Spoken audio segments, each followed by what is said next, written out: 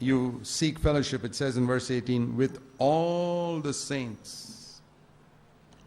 One of the things I have said to myself is, listen carefully, every person in the body of Christ, every person, he may be much younger than me, maybe a new member in the body of Christ, every person in the body of Christ has something to teach me. And I want to learn that.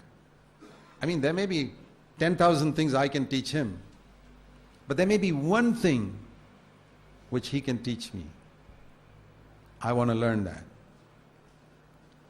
Something of Christ, something of,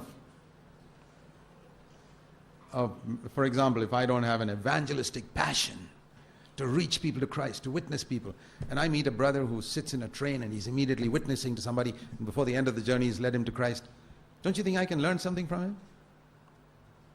Instead of sitting back and making an excuse, say, oh, well, that's not my calling.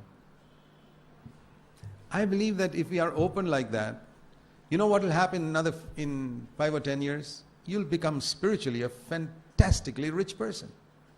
Because you're learning something from that person and the other person and somebody else. You meet in another denomination who doesn't have the light that you have on maybe 10,000 things. But you see something in him and you got the humility to say, there's something there I want to learn. There's something I want to learn there. There's something I want to learn from that person. And here you're going around the world, meeting different believers and just picking up things. Can you imagine what a fantastically rich person you'll be? I become tremendously rich this way. Even people whom I don't agree with in so many things, I learn something from them.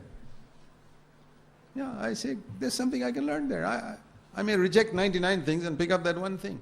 I'm not saying we should pick up everything. You see, the trouble with a lot of believers is they appreciate something in a brother and they go wholesale for that.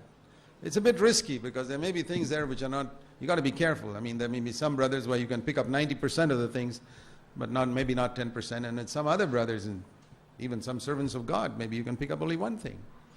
A lot of things which we can't pick